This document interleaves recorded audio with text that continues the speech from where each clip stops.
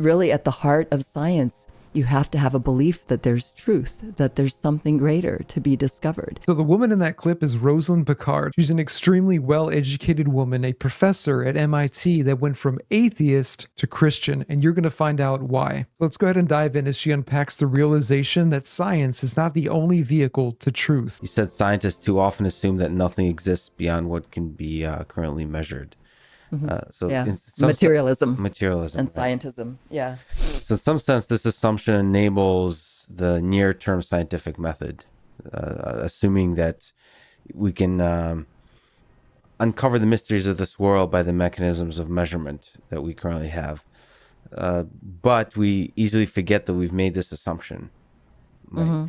Mm-hmm. So what do you think we miss out on by making that assumption?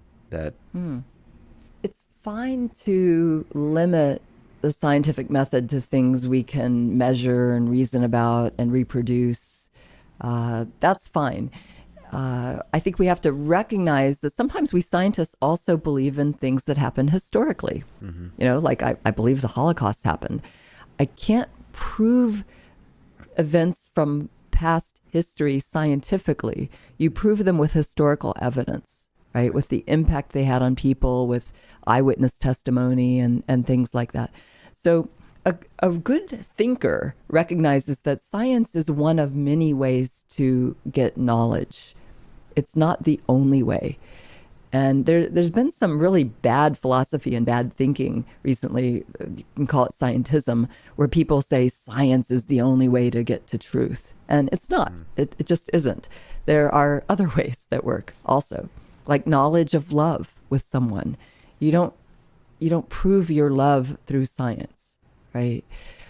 So history, philosophy, love, a lot of other things in life show us that there's more ways to gain knowledge and truth, if you're willing to believe there is such a thing, and I believe there is, than science. I am a scientist, however, and in my science, I do limit my science to the things that the scientific method can do. But I recognize that it's myopic to say that that's all there is. Right. There's, just like you listed, there's all the why questions. And really, we know, if we're being honest with ourselves, the percent of what we really know is basically zero relative to the full mystery of the measure theory, the set of measure zero. If I have a finite amount of knowledge, which I do.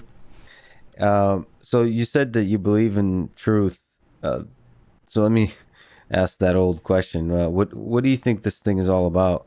It's life on Earth? Life, the universe, and everything. I can't quote Douglas Adams, 42. It's my favorite number. By the way, that's my street address. My husband and I guessed the exact same number for our house. We got to pick it. Okay, and there's a reason we picked 42. Yeah. So is it just 42, or do you have other words that you can put around it? Well, I think there's a grand adventure, and I think this life is a part of it. I think there's a lot more to it than meets the eye and the heart and the mind and the soul here. I think we see but through a glass dimly in this life. We see only a part of all there is to know. If people haven't read the Bible, they should, if they consider themselves educated. And you could read Proverbs and find tremendous wisdom in there that cannot be scientifically proven, but when you read it, there's something in you, like a musician knows when the instrument's played right and it's beautiful. There's something in you that comes alive and knows that there's a truth there, that it's like your strings are being plucked by the master instead of by me, right? Playing when I pluck it, but probably when you play, it sounds spectacular, right? And when you encounter those truths, there's something in you that sings and knows that there is more than what I can prove mathematically or program a computer to do. Don't get me wrong, the math is gorgeous. The computer programming can be brilliant. It's inspiring, right? We want to do more. None of this squashes my desire to do science or to get knowledge through science. I'm not dissing the science at all. I grow even more in awe of what the science can do because I'm more in awe of all there is we don't know. And really at the heart of science, you have to have a belief that there's truth, that there's something greater to be discovered.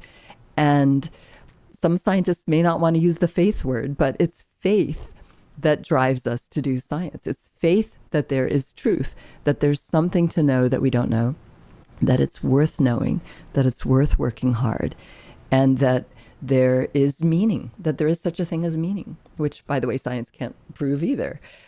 We have to kind of start with some assumptions that there's things like truth and meaning. And these are really questions philosophers own, right? This is their space, philosophers and theologians at some level. So these are things science, when people claim that science will tell you all truth, there's a name for that. It's its own kind of faith. It's scientism, and it's very myopic.